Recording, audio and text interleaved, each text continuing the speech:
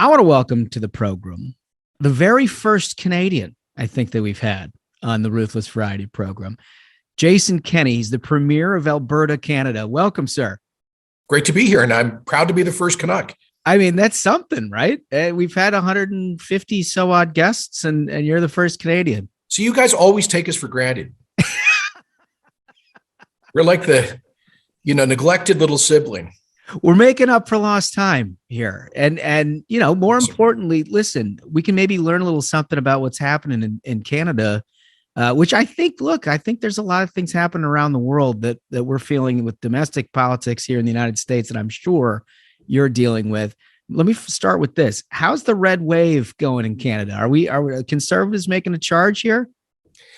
Well, actually, I do think there's something happening in our politics. I was part of Stephen Harper's federal government and helped him to put together the newly merged Conservative Party about 15 years ago. Actually, no, what am I saying? It's now 20 years ago. Time flies. And so we were a national government for 10 years, but lost to Justin Trudeau in 2015. And he just recently made a coalition in Parliament with the Socialists, which obviously for us is pretty discouraging.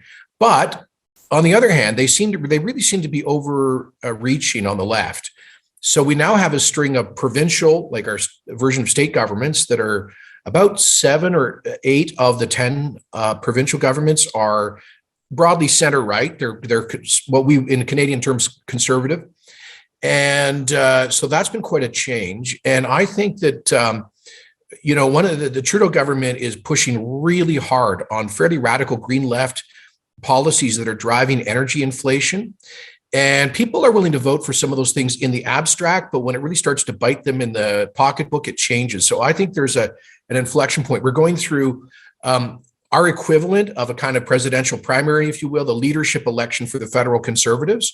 And a former staffer of mine, a guy named Pierre Poliver, is bringing an amazing energy. He's getting the biggest crowds we've ever seen at that level of Canadian politics. So I think we're actually going through a bit of a change here. Let's hope, because Justin Trudeau is an absolute disaster. You mentioned something, actually, one of the reasons we really wanted to talk to you, because Alberta, I mean, look, for those of us who aren't as educated in Canada, I've had a family place in Menaki, Ontario for 100 years in my family. So I've got some education about all of this. But I think for the vast majority of Americans, your politics has sort of puzzled us in many regards, right? But for those of you who don't know sort of how this is situated in Alberta, you're basically like the energy capital of Canada, right? Well, we're the energy capital of North America. Right. We have the 3rd largest oil reserves on Earth and like the 4th or 5th largest gas reserves. We have about 180 billion barrels of proven and probable oil. And we are the 3rd largest producer of oil in the world. About 60% of U.S. oil imports come from my province, come from Alberta. And it's kind of funny because when I go down to Washington and I'm schlepping around in a yellow cab, I can barely get a meeting with a janitor in the State Department. The Emir of Oman blows into town, which actually happened when I was last there, going around in a 40-car motorcade, and every door is open to him. And Oman is responsible for less than 5% of U.S. energy imports. So it's a really strange situation where we look at this, you've got your president killed the Keystone XL pipeline that my government, we actually went in as partners on that because the private sector couldn't pay for it because of all the political risk. Right. And Joe Biden killed that on day one of his administration. And then he ends up importing about 700,000 barrels a day from Putin's Russia. Right. When the embargo comes on that, he's pleading with the Saudi king to produce more, lifting sanctions on Iranian oil exports and on Venezuelan oil exports. And, why didn't they give us a call? Like, we're your closest friends and allies. We're your neighbors. I mean, it makes absolutely no sense, right? And this is the puzzling part for those of us domestically who've tried to figure this out, is exactly what you just said, right? I mean, I understand these guys are ideological about energy. They basically want to ban oil and gas, despite the fact that their entire country relies upon it, right? But then when you get into a fix like we're in right now with Ukraine and Russia and global supply and prices going through the roof, you would think the first call would be to Alberta here. It's a no-brainer. And the Keystone XL pipeline that Biden killed would have delivered about 850,000. Frankly, in a stretch, they could probably do upwards of 1 million barrels a day. Wow. And that right there would more than replace Russia and allow you not to bring Venezuelan heavy back on stream.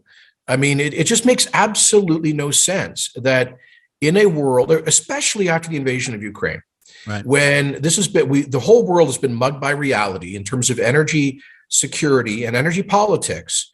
Why, in that context, Washington like this should not be a partisan or ideological question. This should be a bipartisan issue, and I think Senator Manchin demonstrates that it is. That Alberta, Canada, is the answer to global energy scarcity for the United States at the very least. But we have our own problems here because of an accretion of kind of green left policies. A lot of it, by the way, John, funded by American NGOs, foundations, the Rockefeller Foundation, the Ford, the Packard Foundation, a whole bunch of others have poured tens of millions of dollars into Canadian politics and lawfare to try to block energy infrastructure pipelines, both for oil and gas. The result is, and I'm summarizing basically 15 years of a fight that my province has been having with your left-wing foundations. The result is that we don't have any LNG export capacity. If we did off Canada's east coast, we could easily replace Russia as the main source of gas for Europe. But we can't because Justin Trudeau and other politicians who were elected partly with the indirect support of that U.S. Foundation money through various green campaigns have basically blocked all that infrastructure. That's unbelievable. So this is actually a point that I wanted to get to, because in the United States, largely the Democratic side, you mentioned Senator Manchin, there are a few exceptions that where this becomes bipartisan and people actually have a dose of reality. But by and large, Democratic administrations, now dating back to the Obama administration with the Biden administration, are fairly ideological about this whole thing at all, right? I mean, if a state has problems with oil and gas leases, if they're trying to export, it goes nowhere with the federal government in the United States. It strikes me that you have a similar problem with Justin Trudeau. And I guess what you just explained is because of his coalition and the NGOs that are supporting these left-wing green policies, you're not getting a lot of support. Well, yeah, to say the least. I mean, his right-hand man is not any longer in the prime minister's office, our equivalent of the White House, but the guy who was kind of his top advisor, a guy named Jerry Butts, took over the World Wildlife Fund in Canada and turned it from a kind of mainstream conservation organization into a radical and obsessive organization focused only on emissions. He also brought in, as the head of domestic policy at the prime minister's office, somebody who was the former president of the Sierra Club Canada, the same kind of thing.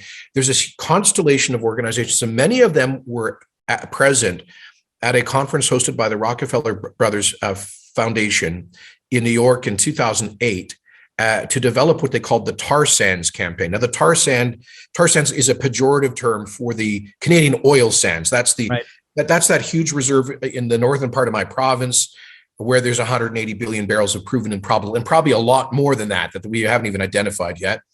And it's a heavy kind of oil-soaked sand, and it's energy intensive to separate the oil from the sand.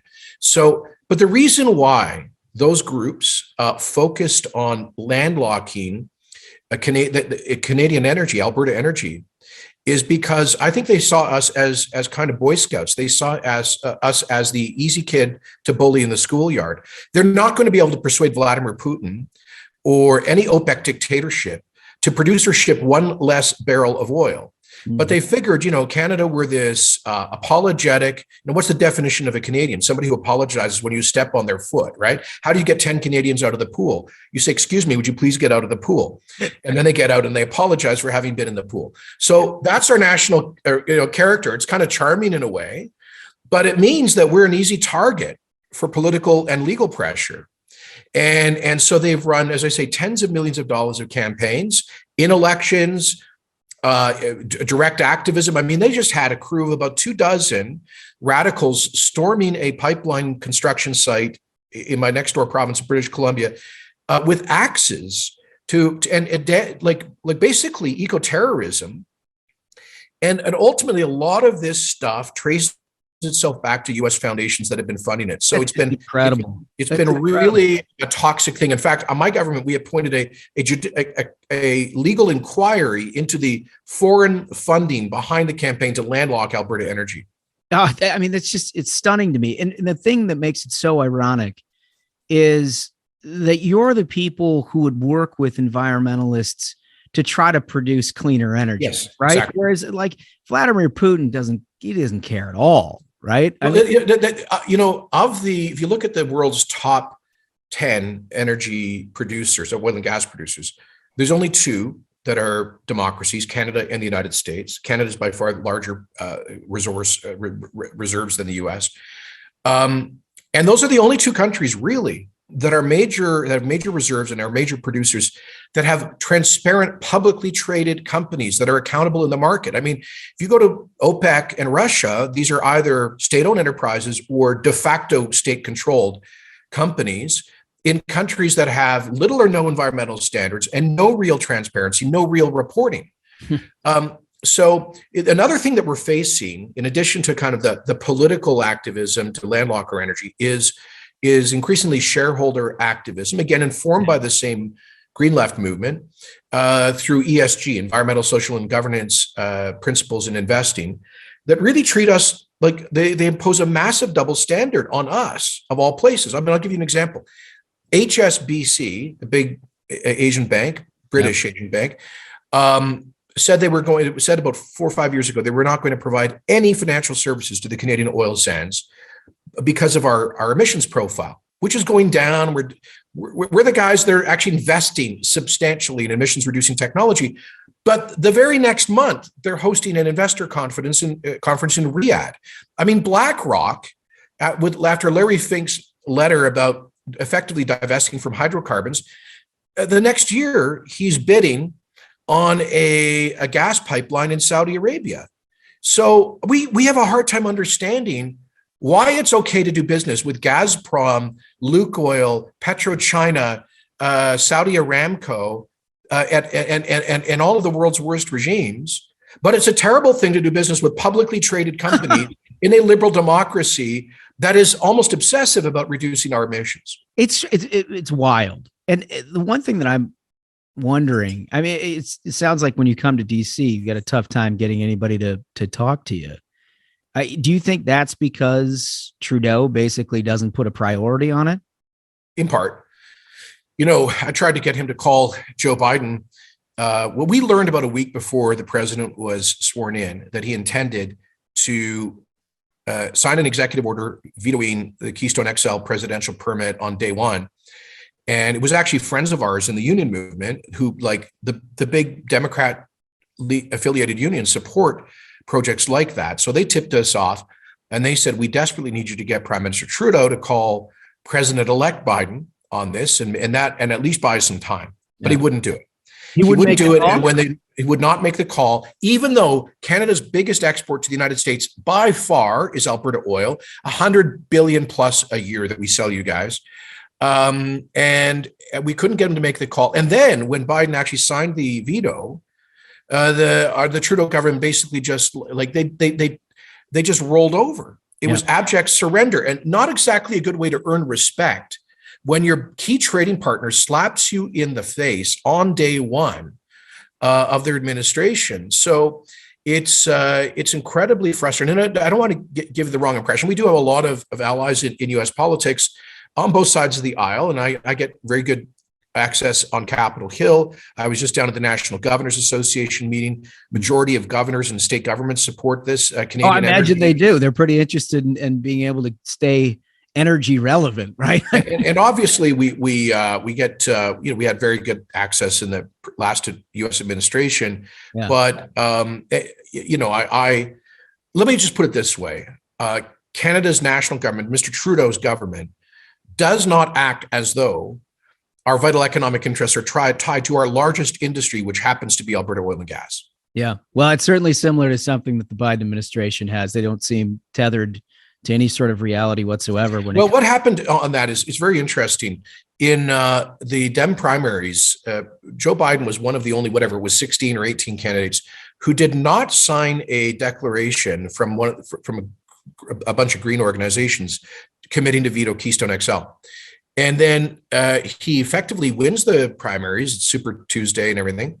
Roll forward to June, and suddenly, like a mid-level policy guy in his campaign issues a statement that if elected, Joe Biden is going to veto Keystone XL.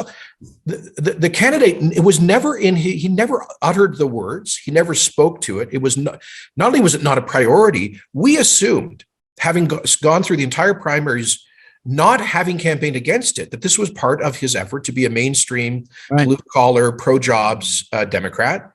But then what happened was in June and July of that year, we understand his campaign was in negotiations with the Sanders campaign to make peace in the party, to avoid a floor fight, to get the turnout from the left. And basically, one of the demands from the Bernie bros was veto Keystone XL, and then hire a bunch of our people into the energy and environment section of the transition team. So I don't know if that's a correct read, but that's certainly, we were quite surprised. Right. It was not in keeping with like Joe Biden's alliance with the building trades, with the steel workers, with the Teamsters, all of whom support the project. It sounds totally accurate. And it's been a mystery to all of us how you can run and win a Democratic primary in the United States with a moderate profile and then be governed as an abject progressive liberal. But, look, energy is amongst a long line of issues which we've been confronted with. Let me ask you about Keystone in particular. Is that project something that can be kept on ice? Is that something that you can deal with like you dealt with the Obama administration, where it could sort of a new administration, a Republican administration in January of 2025 can turn it back on? Keystone itself is done and dusted because the pipeline company, TransCanada Energy, they blew out $8 billion in 10 years on the project, and they're just done. Yeah. So they've sold off a lot of the assets. But the concept, and by the way, TransCanada Energy and my government of Alberta, were suing the Biden administration through a NAFTA complaint for violating, for basically violating the investor protection provisions of NAFTA, which have been carried forward into the new USMCA. But look, the dream hasn't died. And this is what I was talking to Joe. We had Joe Manchin up here for a couple of days last week. And I'll be down in Washington meeting with other folks on Capitol Hill about this. If I think where there's a will, there's a way. And, we're willing sellers of this energy, and we're willing in principle to participate in de-risking a major pipeline. And if there's a future alignment in the U.S. Congress or administration that wants it to happen, I'm sure we can find pipeline companies that will build it and maybe pick up some of the assets from Keystone XL. So Keystone XL itself is done and dusted, but I do think it's possible for us to get you more energy so you can eliminate OPEC imports. Well, look, it's good news. It's terrible news for the people who were trying to get Keystone XL done. I mean, the amount of jobs lost in addition to the revenue over, the oil and just the energy in general is a tragedy. But it's good to know that there is some other efforts that could be undertaken, because I do think we are undergoing a bit of a red wave here, and I expect that our elections are going to be reflective of that, at least in 2022. We'll see what happens in 2024. Let me talk about you mentioned you were in Stephen Harper's government. You're now Premier of Alberta. Hey, hold on a second, Josh. It's Alberta. Not Alberta, just Alberta. Actually, we kind of pronounce it Berta, just Berta. Berta. But go ahead. All right. Yeah. No, that's a good correction. I'll take that. Kind of like, Alabama, Bama, Yeah. All right. You're Berta. Okay. I got it. Well, so how did you get involved in politics in the first place?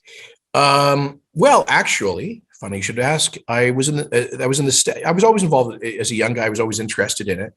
And I went down to college in San Francisco at a Jesuit school, University of San Francisco. Not exactly the capital of conservatism. I was just going to say, yeah. And I started out I was a bit of a young lefty, and I actually helped to revive the dormant Democrat club on campus. I actually ran the Al Gore primary campaign in my campus in 1988. Yikes. And was involved in all sorts of things like that. But it was actually, I was kind of mugged by reality during my years there and studying philosophy, and then just, and actually just opening my eyes to different perspectives. And over that time, I became pretty conservative, came back to Canada and helped to start a group called the Canadian Taxpayers Federation. Mm-hmm. At the time, Canadian taxes and deficits were just insane. And there was a big pushback. I was part of that. So I worked out kind of in the conservative movement, but not the electoral side. And then I took the plunge when I was just 29, I think, and got elected to the federal parliament as a member for the Reform Party, which was then kind of like a populist split off from the more establishment Tory party. And then I was involved with Stephen Harper putting the two together. Okay, that's just excellent. So you've seen politics change a lot in your tenure. Yeah. And do you think that the conservatism itself is on the rise overall in Canada? Because you get such mixed messages from where we're sitting. Yeah, well, as I said earlier, we have most of the provincial governments are conservative, but let's be honest. I mean, there's a different spectrum here, right? So a typical Canadian center-right party would be called a progressive conservative party, and they would probably, depending on where and what issue, they would fall in as kind of moderate centrist Democrats if you applied it issue by issue. Because, I don't know, it's part of our political culture in Canada. We have always been more deferential to authority.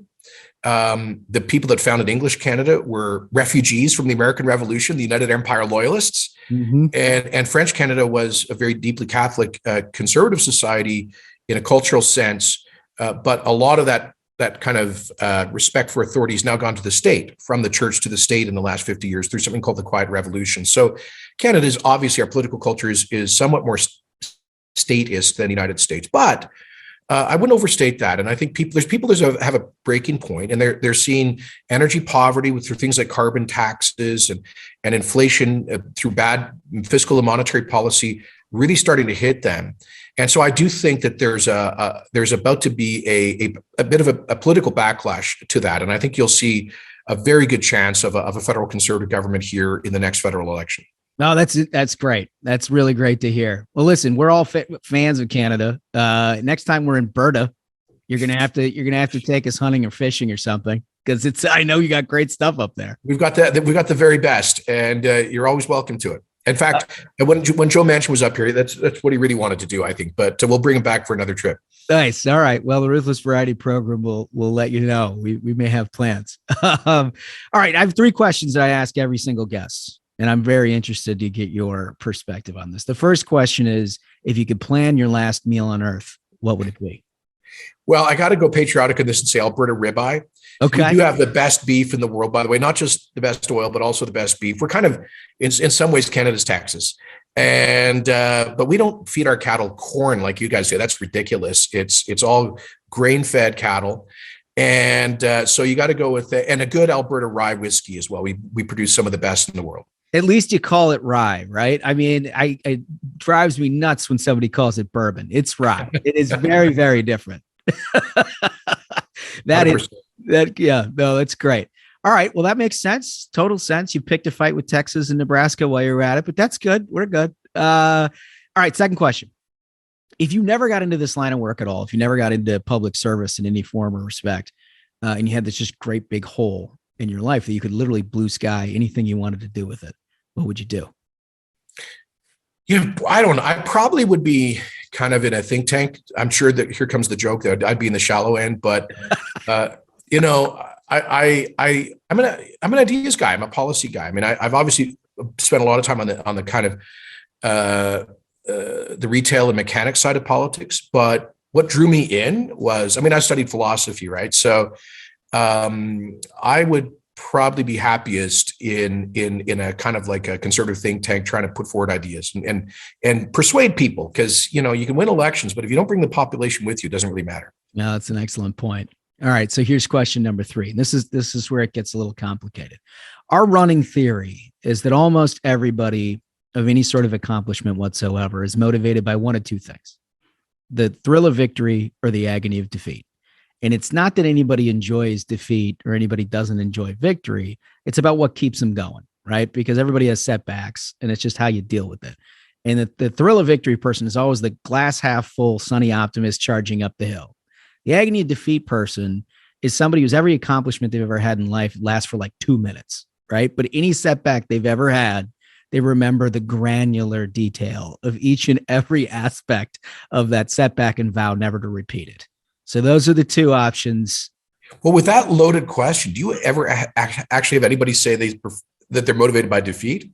Oh, yeah. You'd be surprised. Really? Right. I'm going to go with the thrill of victory. I've won 12 elections, so I don't know what defeat is like. And that's a great part. Great. Hopefully never do.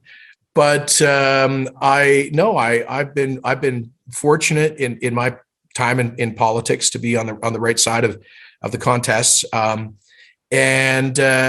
Yeah, I mean, it's but having said that, having won elections myself personally, I've been on the opposition side in both Parliament and my provincial legislature here.